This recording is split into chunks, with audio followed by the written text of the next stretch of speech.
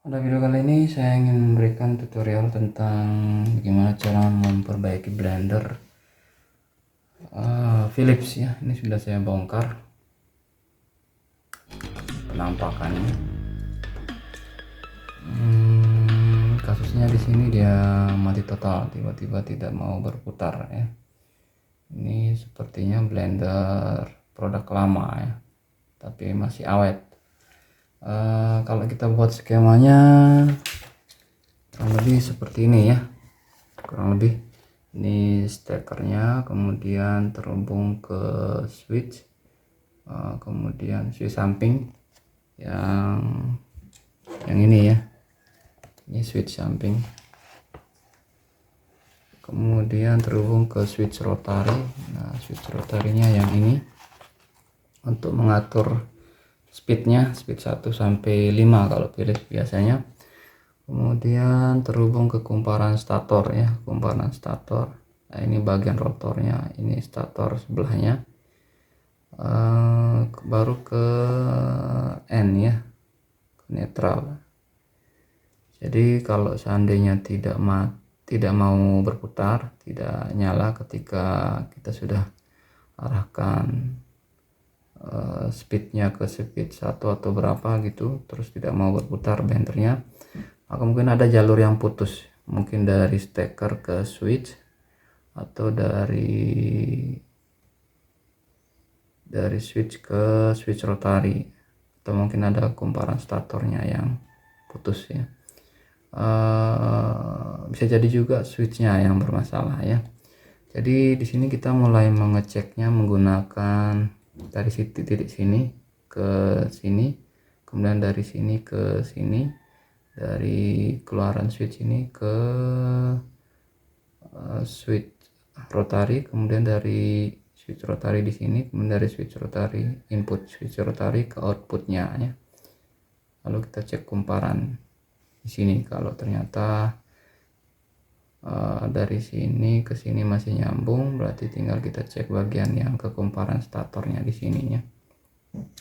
Kemudian juga dari sini ke netral ya, kita cek ya. Di sini sudah saya buka case-nya. Kita coba melakukan pengukuran menggunakan multitester dengan selektornya mengarah ke pengukuran ohmmeter ya. Mengingat setiap jalur-jalur yang tadi di skema ini terhubung menggunakan kawat tembaga ya, dan kawat tembaga ini memiliki resistansi sendiri ya.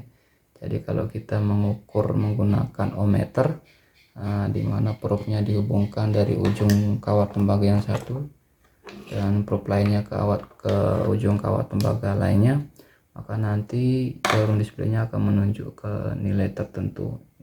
Berarti kawat tembaga itu terhubung dan memiliki nilai resistansi ya, nilai tahanan.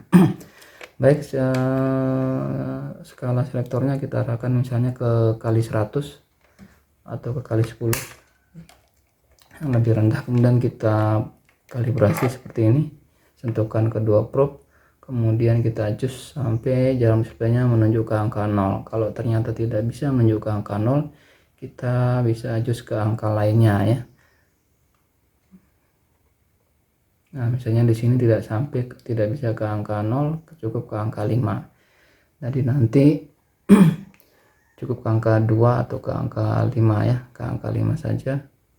Tinggal nanti kita cek stripnya ya. Di sini stripnya ke 10, 1 2 3 4 5. Tinggal dikali skala nanti ya, kali. Misalnya stripnya menunjuk ke angka 6, maka nanti satu pergeserannya 1 strip dikali skala 10, berarti nilai resistansinya 10 ohm. Sekarang kita akan coba ukur mulai dari stekernya ya. Steker ini salah satunya L, salah satunya N ya. Kalau yang L bisa coklat, yang N bisa biru atau sebaliknya ya, karena ini bolak-balik harus tegangannya. Sekarang kita coba cek yang ini ke biru ya, biru ini stator yang di sini ya, ke sini ya, ke yang di sini yang biru.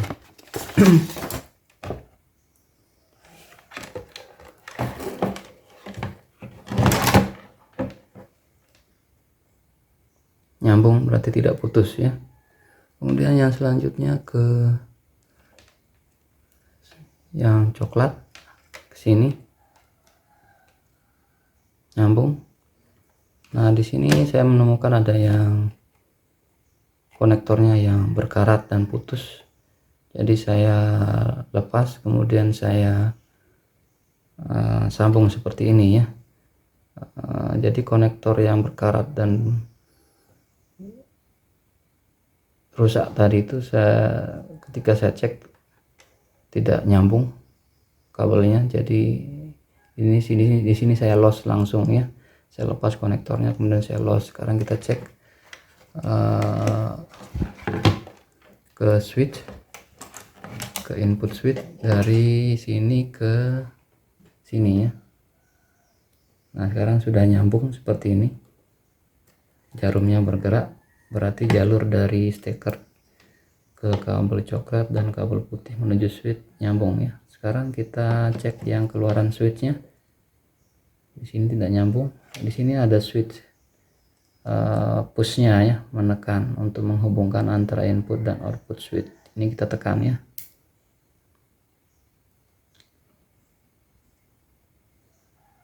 Nyambung, berarti switchnya normal ya, switchnya normal. Penekanan ini dilakukan menggunakan gelas pisau cutternya ya, jadi nanti mekanismenya ketika dipasang nanti gelas blendernya atau pisau cutternya akan menekan ini sehingga antara ini dan ini terhubung. Normalnya kalau ditekan ini dan ini terhubung ya. Baik, kita lanjut. Sekarang kita cek dari jalur switch menuju ke switch rotary yang ini, berarti kabel merah ya, dari kabel merah ke kabel ke input switch rotary, jarumnya bergerak berarti sudah terhubung. Sekarang ini kita geser ke speed 1, 2 dan seterusnya sampai 5 ya. Ini nyambung, kemudian ini geser ke speed lainnya.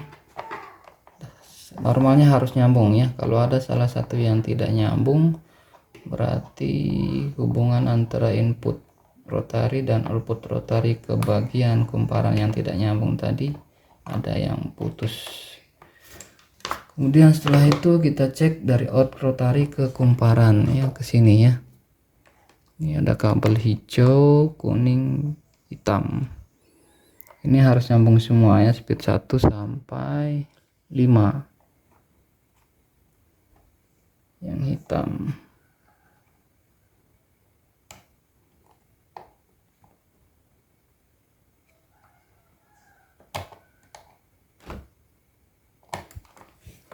Mana dia? Oh bukan, hitam itu yang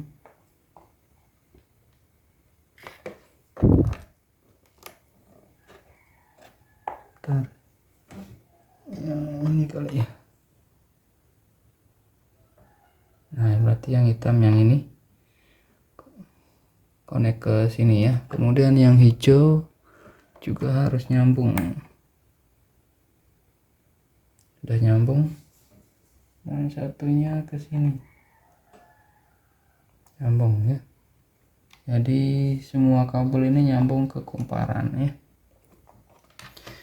Dan demikian, sekarang problemnya sudah ketemu, berarti problemnya hanya di konektor yang di sini yang sudah berkarat aus. Jadi konektornya kita lepas, kabelnya kita kupas dan kita sambung secara langsung seperti ini.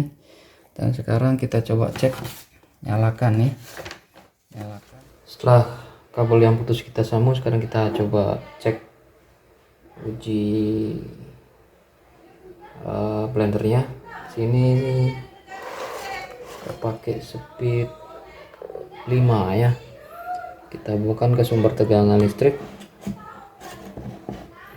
dan ini switchnya karena kita tidak punya ininya yang cocok dengan ini. Sekarang kita tekan pakai kunci pas ya. Kalau dia berputar berarti normal di posisi speed 5. Tekan. Sekarang kita coba geser di speed 4.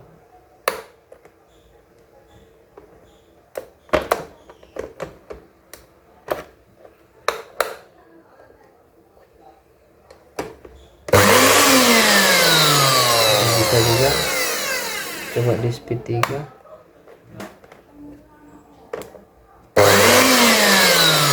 Bisa juga sekarang di speed 2. Terus lanjut speed 1.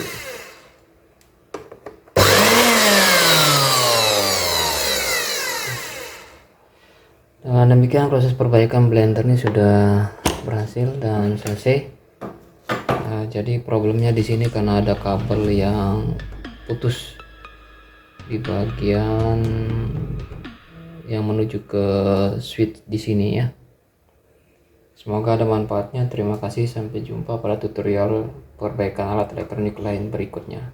Terima kasih.